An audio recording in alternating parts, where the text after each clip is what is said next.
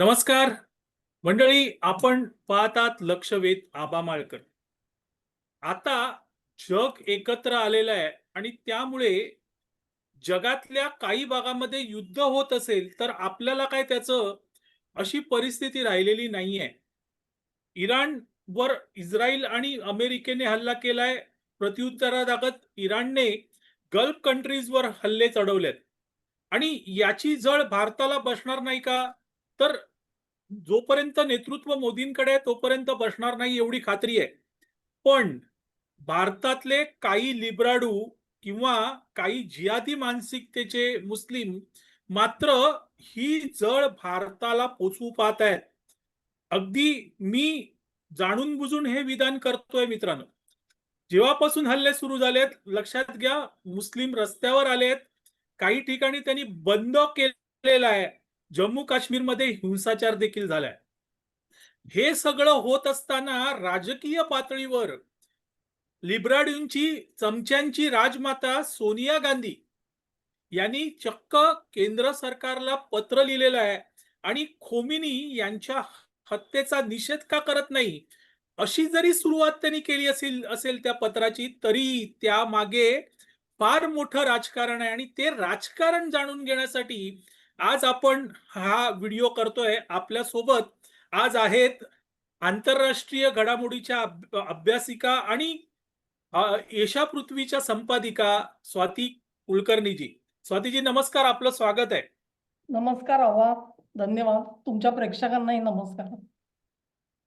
स्वातीजी, जे चाललेलं आहे म्हणजे तिकडे तर होतच आहे, पण भारतात कुठेतरी अस्वस्थता निर्माण करण्याचे प्रयत्न सुरू झाले आहेत का, असा प्रश्न सर्वसामान्यांना आता पडलेला आहे. त्यातही सोनिया गांधी यांनी केंद्र सरकारला पत्र लिहून एक वेगळीच मागणी केलेली आहे. खोमेनींच्या हत्येचा निषेध करा असं म्हणतायत. पण त्याही पेक्षा सोनिया गांधींनी केलेल्या मागणीबाबत कोणीही बोलत नाहीयेत. काय नेमकं याच्या मागचं राजकारण आहे? खरंय, सोनिया गांधींनी नुसतं पत्र लिहिलं नाही, तर ते अनावृत्त पत्र असल्यासारखं पेपरमध्ये छापून सुद्धा आणलेलं आहे. म्हणजे तो बरोबर. काही केवळ गुप्त पत्रव्यवहार राहिलेला आहे अशातला भाग नाही.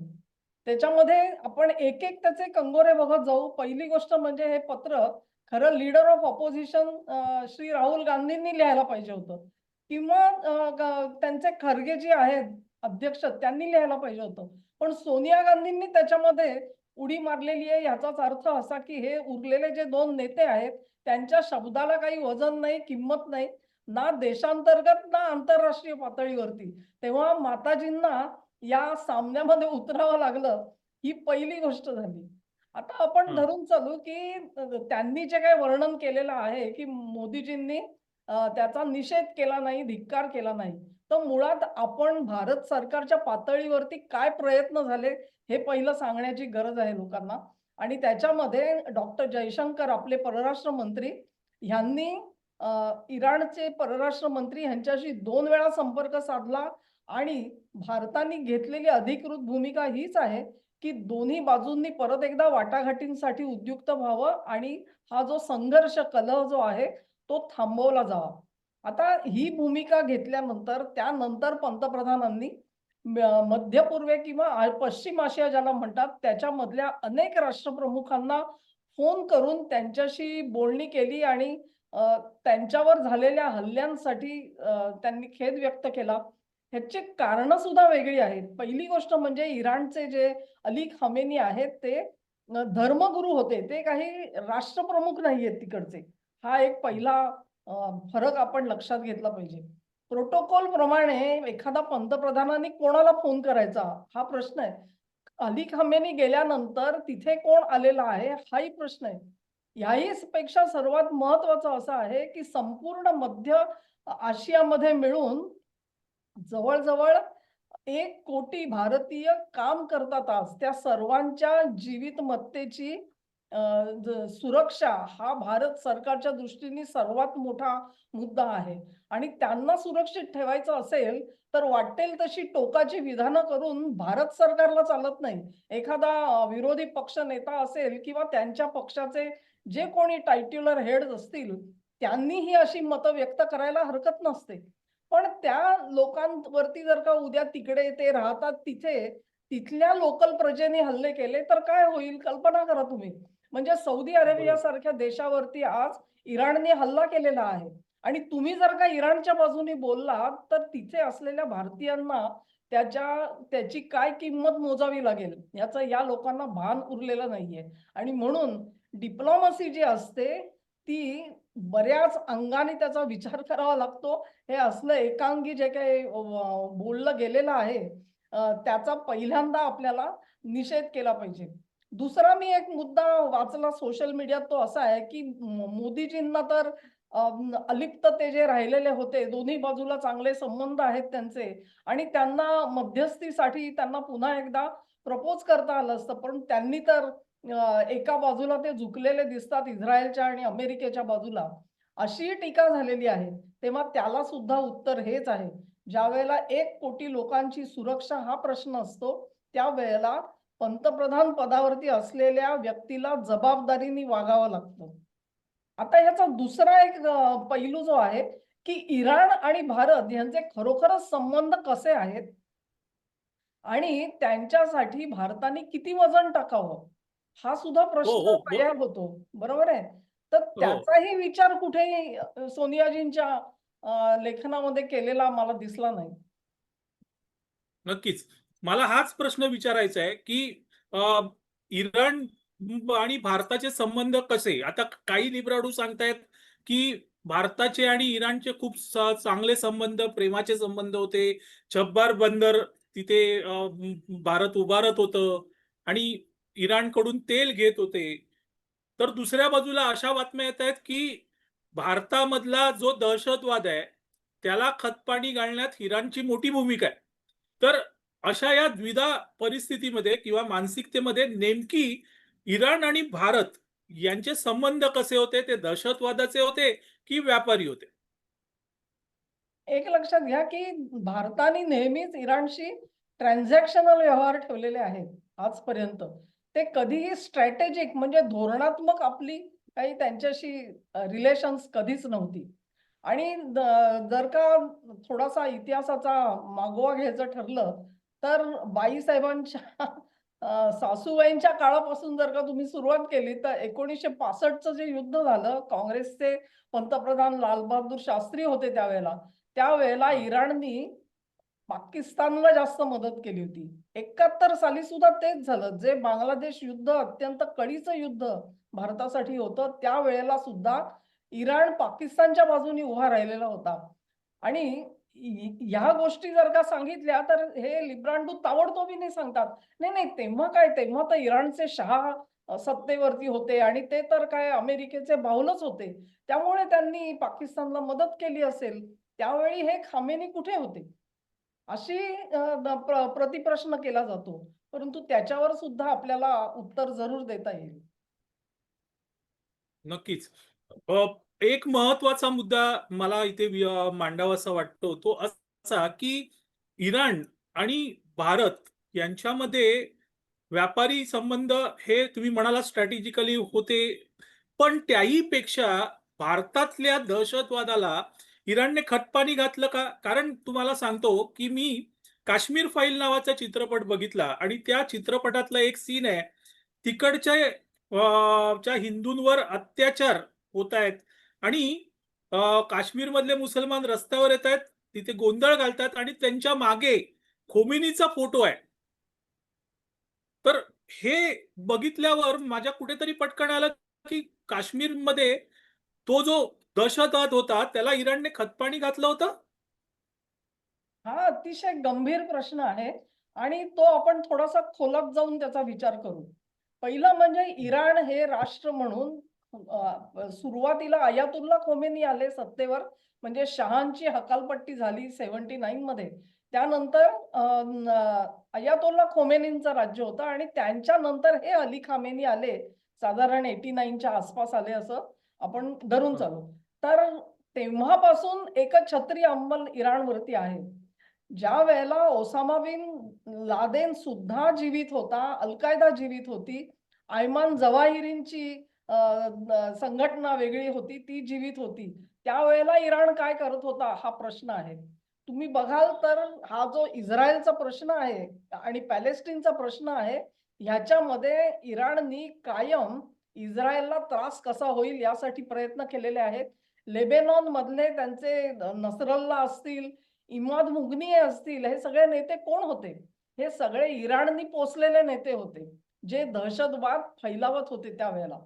ज्यावेळेला ओसामा बिन लादेन आणि सौदी अरेबियाचं पटेनासं झालं आणि त्याला मायदेश सोडावा लागला, त्यावेळेपासून इराणनी ओसामाला आपल्या छत्राखाली घेतलेलं होतं.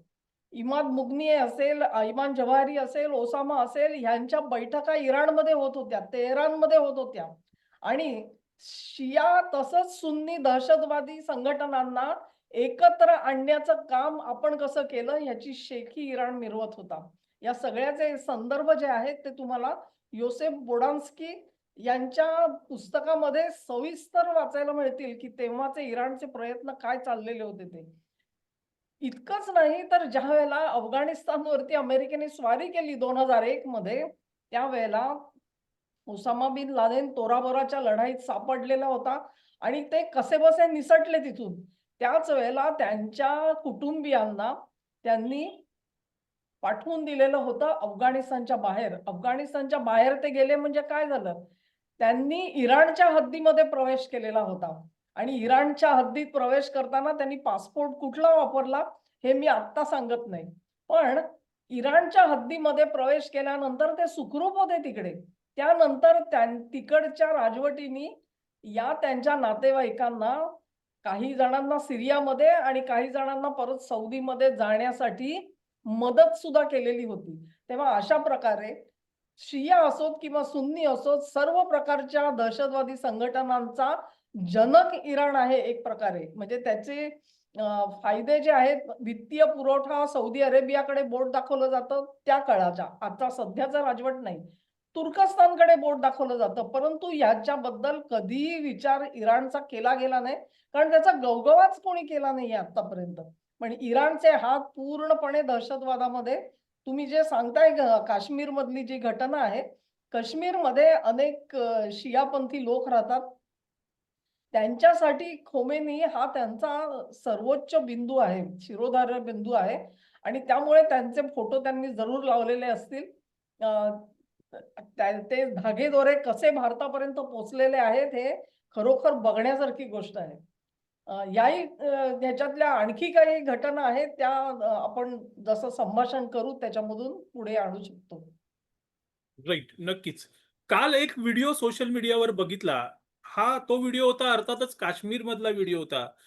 त्या व्हिडिओमध्ये काश्मीरमधले ते भटकलेले म्हणू आपण किंवा शांतताप्रिय तरुण ओरडत होते, "काश्मीर बनेगा हिजबुल्ला." आता खरं म्हणजे हिजबुल्ला ही अतिरेकी संघटना जी पॅलेस्टाईन आणि त्या भागामध्ये कार्यरत असणारी, काश्मीर बनेगा हिजबुल्ला म्हणजे नेमकं काय त्यांना म्हणायचं होतं? काय अपेक्षित होतं? कसं आहे ना, आता एक गोष्ट आपल्याला थोडासा फरक केला पाहिजे, की सध्या म्हणजे अली खामेनी मारले गेल्यानंतर जगभरामध्ये निदर्शनं तर झाली. अनेक शियापंथीय लोक आहेत ते रस्त्यावरती उतरले. अनेकांनी शांततापूर्ण निदर्शनं केली. मी म्हणेन तो त्यांचा हक्क आहे. त्यांच्या धर्माचा जो शिरोबिंदू आहे तो अशा प्रकारे मारला गेला. त्याबद्दल त्यांना खेद वाटणं साहजिक आहे. तो व्यक्त करावासा वाटणं हे सुद्धा साहजिक आहे. पण या सगळ्या आंदोलनाचा गैरफायदा काही समाजकंटक घेत आहेत आणि हे समाजकंटक कोण आहेत सांगायची गरज नाही. जर मी तुम्हाला म्हटलं, की तुर्कस्तानकडून मदत येते आहे आणि तुर्कस्तान ऑर्गनाइज करतोय. जिथे-जिथे तुर्कस्तान तुम्हाला मग त्याच्या मागे आहे असं दिसेल, तिथे-तिथे हिंसक घटना घडलेल्या तुम्हाला दिसतील. मग त्या पाकिस्तानचा कराची असो, लाहोर असो, इस्लामाबाद असो, इथल्या वकिलातींवरती नुसती निदर्शनं नाही झाली, तर त्यांनी हिंसक वळण घेतलं. काही ठिकाणी तर इतकं हिंसक वळण घेतलं, की अखेर वकिलातीचे जे सुरक्षा अधिकारी आहेत, त्यांना गोळीबार करावा लागला. कारण पाकिस्तानची सुरक्षा यंत्रणा निदर्शकांना आवरत सुद्धा नव्हती. ही वस्तुस्थिती आहे. तेव्हा अशा प्रकारे तुर्कस्तान, पाकिस्तान यांचं काय संगनमत आहे, आणि तुर्कस्तान हे कसं ऑर्गनाइज करतोय याचे धागेदोरे कधी ना कधी आपल्या पुढे जरूर येणार आहेत. परंतु सध्याच्या घडीला ज्या हिंसक घटना आहेत त्या आपण वेगळ्या काढू शकतो. हिजबुलला होणार ही जी घोषणा देणारे लोक आहेत ना, त्यांचा छडा सरकार लावेल आणि त्यांचं खरं स्वरूप आपल्यासमोर निश्चित समोर येईल, याची मला खात्री आहे. नक्कीच. पुन्हा सोनिया गांधींच्या पत्राबद्दल येऊया. सोनिया गांधींना एकदम अचानक हे प्रेम काही आलेलं नाहीये. आतापर्यंतचा काँग्रेसचा इतिहास बघितला तर अशा कृती काँग्रेस नेत्यांकडून होत आलेल्या आहेत. ते मुस्लिम राजकारण तर आहेच, त्यांची मतं हवी आहेत त्यासाठी ते करतात. पण ऑपरेशन सिंधूर दरम्यान एक बातमी आली होती, की तुर्कस्तानमध्ये काँग्रेसचं कार्यालय आणि ती बातमी प्रचंड तिने खळबळ माजवली होती. त्या बातमीचा आणि सोनिया गांधींच्या पत्राचा कुठेतरी संबंध लागतो? जरूर लागेल. ज्या पद्धतीने तुर्कस्तानची पावलं पडतायत, मला वाटतं मी माझ्या चॅनेलवरती तुर्कस्तानवरती 2-3 व्हिडिओ कदाचित केले असतील. त्यांचा रोल काय या सगळ्या बाबतीत. आणि तुमच्या लक्षात हां, आलं असेल, की इराणनी अनेक देशांवर हल्ले केले मध्य पूर्वेतल्या. पण एक पाकिस्तान, तुर्कस्तान आणि अझरबैजान तिघांवरच हल्ले केलेले नाहीयेत. आणि याचं बरोबर. कारण असं आहे, ते त्या माझ्या व्हिडिओमध्ये तुम्हाला ऐकायला पण मिळेल, की ह्या तिघांना या इराणवरच्या स्वारीची, कारवाईची भीती वाटते आहे. इथून पुढचा रोष आपल्या देशांवरती येणार. त्याला म्हणतात ना, की इराण हां, आज जात्यात आहे आणि हे दोघे सुपात आहेत. तेव्हा हां, ते सुपात जाण्या अगोदर हातपाय हलवण्याचे प्रयत्न करतायत. अशा हां, तुर्कस्थानामध्ये केवळ काँग्रेसचं कार्यालय होतं असं नाही. आमच्याकडचे हां. मोठे-मोठे सेलिब्रिटी जे लोकांना उपदेशपर काय-काय भाषणं करायला, तसे आमिर खान साहेब, ते सुद्धा तिकडे जाऊन तुर्कस्तानच्या ज्या कोणी महत्वाच्या, मला वाटतं यांच्या पत्नींना जाऊन भेटले होते आणि त्याचेही फोटो आलेले होते. तेव्हा इथून बरोबर. तुर्कस्तानचे भारताला तुर्कस्तानशी संबंध कसे करावे लागले आपल्याला माहिती आहे. लोक इतके चिडलेले होते, की टुरिझम बंद केला लोकांनी तुर्कस्तानकडे जाण्याचा. तेव्हा बरोबर. तुर्कस्तानचा रोल याच्यातून आपण बिलकुल इग्नोर करू शकत नाही. आणि त्याच दृष्टीने पावलं, गंमत अशी आहे, की काँग्रेसच्याच काळामध्ये ज्या काही घटना घडलेल्या होत्या, युपीए काळामध्ये, त्यांच्याकडे सुद्धा आपल्याला दुर्लक्ष करता येत नाही. आणि तुमची परवानगी असेल तर मी त्याच्याविषयी थोडंसं बोलते. हां, हां. द्या बोला, बोला. एक बोला. म्हणजे युपीएच्या काळामध्ये घडलेल्या घटना तुम्हाला आठवत असतील, की त्यावेळेला हां, इराणकडून स्क्रॅप यायचा सगळा. स्क्रॅप म्हणजे बरोबर. फेकून दिलेला हं, माल सगळा. आणि मग तो हं. भारतात येऊन त्याचं सॉर्टिंग होतं आणि त्यातून सुद्धा आपल्याला माहिती आहे, कचरपट्टीतून सुद्धा आपण मौल्यवान वस्तू काहीतरी वेगळ्या काढून त्याचं काम करत असतो. असे जे हं. स्क्रॅप घेऊन येणारे ट्रक होते, त्याच्यात अचानक बॉम्ब लपवून येताना दिसले. आणि ते स्क्रॅप मटेरियल जे हँडल करणारे लोक होते, त्यांना त्याची कल्पना नव्हती. त्याचे स्फोट व्हायला लागले. तेव्हा सुरक्षा यंत्रणा जागा झाल्या आणि त्यांनी शोध घेतला. त्यावेळी हे सगळे ट्रक इराणमधून येतायत असं त्यांच्या लक्षात आलं. तेव्हा इराणला युपीएच्या काळामध्ये जेव्हा हे बॉम्ब लपवून स्क्रॅप मटेरियल भारतामध्ये कशासाठी येत होतं, तेव्हा युपीएला काही कल्पना, सोनियाजींनी हे पत्र लिहिलं, त्यांना ही घटना आठवली नाही. ते मोठे बरोबर. इराणला स्वतःचा आपला कसा मोठा सखा आहे, भारताचा अत्यंत जवळचा मित्र आहे, हजारो वर्षांचे संबंध आहेत वगैरे, वगैरे. हजारो वर्षांचे संबंध आमचे आणि अली खामेनींशी अजिबात नाहीयेत. हजारो हं. वर्षांचे संबंध जे आहेत इराणशी, त्याचा आम्ही जरूर आदर करतो. तिथून ह्याच टोळधाडींमधून पळून आलेले पारशी आहेत ना, ते संपूर्ण जगामध्ये इथे सुरक्षित राहिलेले आहेत आणि इथे जे कोणी 5-25 आले, त्यांचे आज 5 लाखापर्यंत जनसंख्या गेलेली आपल्याला दिसते. तेव्हा आम्हाला सहिष्णुता दाखवण्याची बिलकुल गरज नाहीये या लोकांनी. ही अवस्था आहे. नक्कीच. अ, हं. आता एक शेवटचा प्रश्न विचारतो. अ, अनेक सर्वसामान्य नागरिकांच्या मनात शंका आहे, की हे तिसऱ्या महायुद्धामध्ये म्हणजे हे जे युद्ध सुरू आहे, ते तिसऱ्या महायुद्धामध्ये कन्व्हर्ट होईल. तशी शक्यता वाटते तुम्हाला? त्याच्या आधी मी 1-2 परत काही गोष्टी इराणबद्दल सांगण्याचा प्रयत्न करते, की ज्या लोकांना हो. कळण्याची गरज आहे. एक म्हणजे इराणचा जो सगळा अणु कार्यक्रम ज्याच्यासाठी हे युद्ध सुरू झालेलं आहे. इस्रायलचा आक्षेप काय आहे, की इराणकडे अणुबॉम्ब असता कामा नये. तो अणुबॉम्ब बरोबर. बनवायला मदत कोणी केली? पाकिस्तानने केली ना मदत. मग तो ज्यांनी पाकिस्तानकडून तंत्रज्ञान घेऊन अणुबॉम्ब बनवण्याचे प्रयत्न चालवले, तो इराण भारताचा मित्र कसा काय होऊ शकतो? हे कुठल्या नक्कीच. उलट्या खोपडीचं ज्ञान आहे हे मला कळत नाही. मला वाटतं आपल्या सोबतच म्हणजे हे ऑपरेशन सिंदूरचा तुम्ही उल्लेख केलात. त्याच दरम्यान एक बातमी आलेली होती आणि BARC मध्ये एका भारतीयांनी बनावट ओळखपत्र तयार करून घेतलेलं होतं. बरं हे बरोबर. बनावट ओळखपत्र तयार करून तो आतपर्यंत जात होता आणि त्यांनी तिथून काही सिक्रेट डॉक्युमेंट्स मिळवलेली होती. ज्यावेळी सुरक्षा यंत्रणांना ही टीप मिळाली आणि ते शोधत गेले, तेव्हा त्यांच्या लक्षात आलं, की हा इसम इराणशी संगनमत करतोय आणि ते सगळी जी डिझाइन डॉक्युमेंट्स आहेत, ती इराणपर्यंत पोहोचत होती. तेव्हा इराण हा तुमच्या देशामध्ये काय उलाढाली करतो, ह्याची कल्पना लोकांना येण्याची गरज आहे. दुसरा एक महत्त्वाचा प्रश्न म्हणजे श्रीमती इंदिरा गांधींनी केवळ तुर्कस्तानशी ते जे पत्र लिहिलं त्याचा संबंध नाहीये. त्याचा संबंध जास्त करून त्यांचा चीनशी जो MOU झाला त्याच्याशी आहे. म्हणजे चीन सोबत यांनी एक गुप्त करार केला. ज्यावेळेला मनमोहन सिंग यांच्या सोबत ऑलिम्पिकसाठी बाईसाहेब गेलेल्या होत्या, सहकुटुंब गेल्या होत्या ऑगस्ट 2008 मध्ये. त्यावेळी एका करारावर सही झाली काँग्रेस पक्ष आणि अ, अ, कम्युनिस्ट पक्ष चीनमधला. तो काय करार आहे त्याचा मसुदा तर आम्हाला सांगू द्या. कारण आज ही जी बरोबर. तुम्ही जे तिसरं महायुद्ध म्हणताय ना, त्याच्यात उत्तर त्याच्यामध्ये आहे.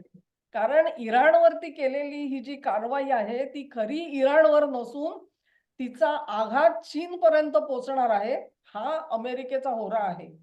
अमेरिकेने आत्तापर्यंत व्हेनेझुएलाचं तेल बंद केलं, इराणचं तेल बंद केलं. म्हणजे आता चीनला या 2 देशांकडून स्वस्त दरात तेल मिळणार नाही आणि नंबर 2 चीन ते तेल खरेदी करण्यासाठी डॉलर वापरत नव्हता. तो आपलं चलन वापरत होता. तेव्हा आता चीनला जर का तेल हवं असेल तर त्यांना डॉलर मोजावे लागतील. अशा तऱ्हेने अमेरिकेने चीनला कोंडीत पकडल्यानंतर हे सगळे मैदानात उतरलेले आहेत. लिब्रांडो की बघा मोदींनी केवढा मोठा अपराध केला आणि इराणला वाऱ्यावर सोडून दिलेलं आहे. तिसरं महायुद्ध जर का होण्याची दाट शक्यता सुद्धा आहे.